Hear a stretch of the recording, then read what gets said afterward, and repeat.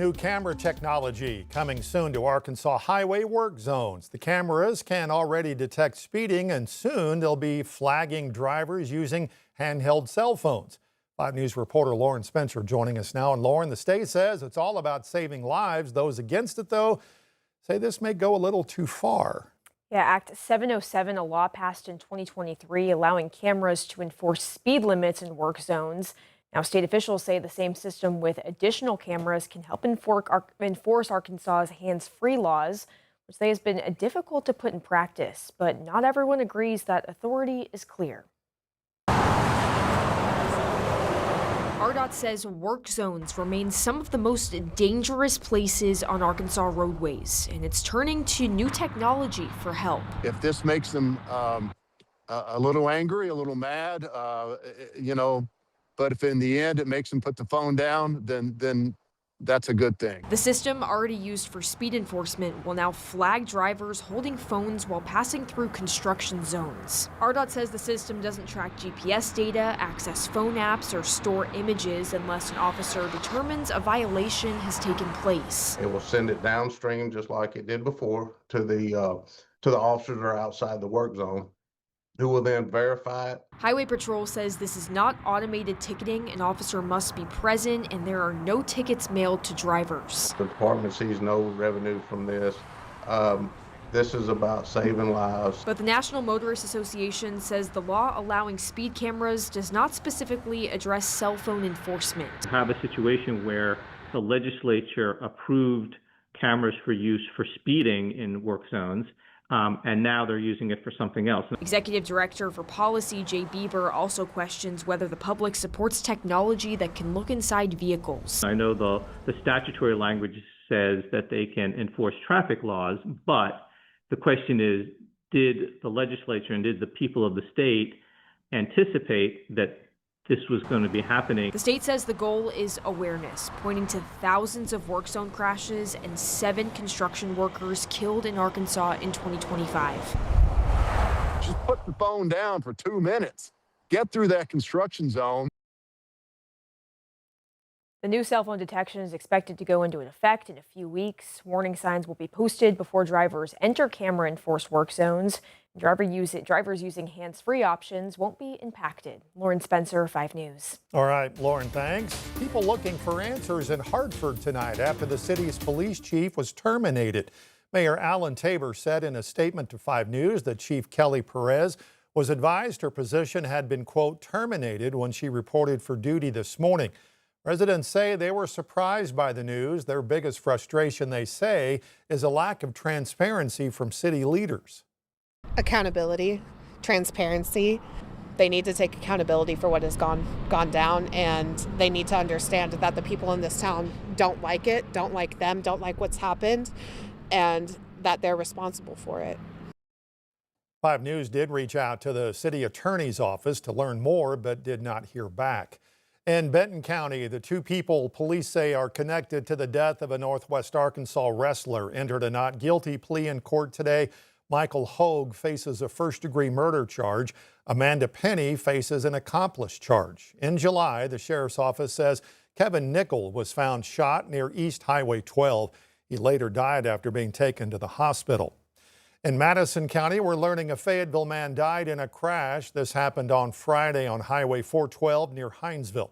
State police say 77-year-old Jan Dexter was riding a Sprint scooter trying to turn onto the 412 business route. Police say he failed to yield to an eastbound traveling vehicle and was struck. He later died from his injuries. In East Oklahoma, Connor State College says 3 of its men's basketball coaches are on leave tonight. Comes 2 months after one of their players died after being injured in a basketball game. 20-year-old Ethan Dietz was from Valonia, Arkansas. In a statement posted on the school's website, head coach Bill Muse and 2 other assistants are taking personal leave effective immediately. They also said in the statement, quote, "We remain committed to supporting our student athletes during this time and will provide updates in the near future." Looking ahead to tomorrow, voters throughout the River Valley casting ballots in the Republican primary for the vacant State Senate District 26 seat. 5 Republicans are looking to fill the seat left vacant by the death of Gary Stubblefield. Ted Tritt, Stacey Smith, Brad Simon, Mark Berry, and Wade Dunn are the Republican candidates.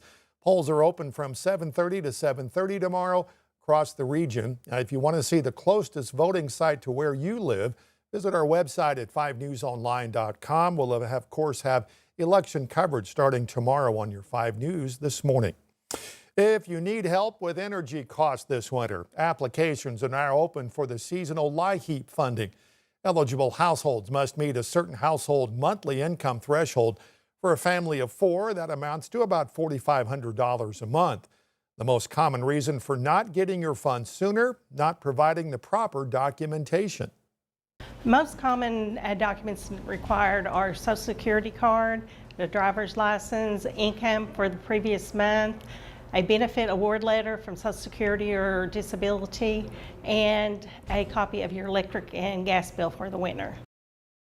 If you are unemployed or get any disability benefits, you'll need to provide more documentation. You can apply online, through the mail, or in person at the Crawford Sebastian Community Development Office on 0 Street in Fort Smith.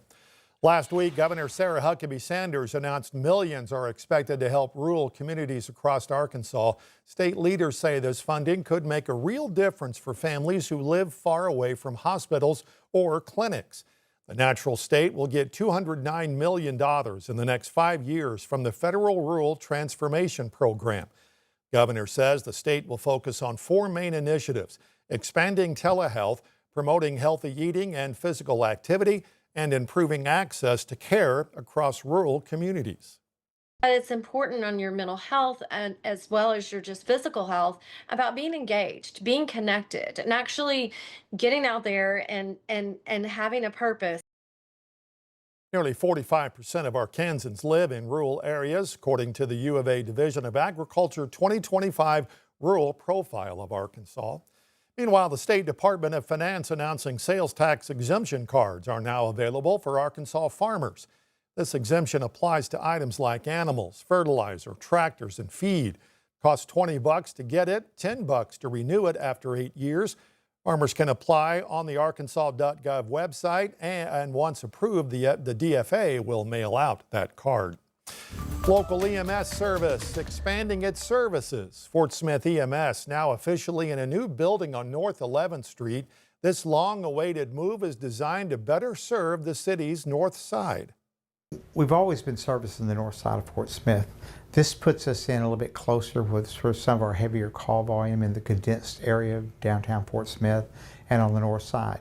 This 7,000 square foot building once housed an office supply company. Fort Smith EMS bought it a year ago and immediately began transforming it. It'll house 2 ambulances and an advanced response vehicle, which Executive Director Tim Hearn says will better serve patients. This will improve our response times. Our response times are good now. They're 7 minutes or less. We wanted to see if we could cut that down just a little bit more for the north side. Hearn says they also will use the building as a training site. We're going to open up a training facility up there for our medics. We also have one at our main station on Duke Avenue. But our operations will improve just simply for having more trucks in one spot. It'll also be a backup operational center should we need it. He says it's all about serving the people of Fort Smith better. The community's always been supportive of Fort Smith EMS. We hear so many good things from them. And so we just want to show them we're listening to you and we want to do better. You know, we haven't been doing bad, but we always want to improve. We're always striving to exceed what we are normally doing. Aside from some small renovations yet to be finished and moving in some furniture, Hearn says crews are working out of that new building. They'll even become more operational by the end of this week.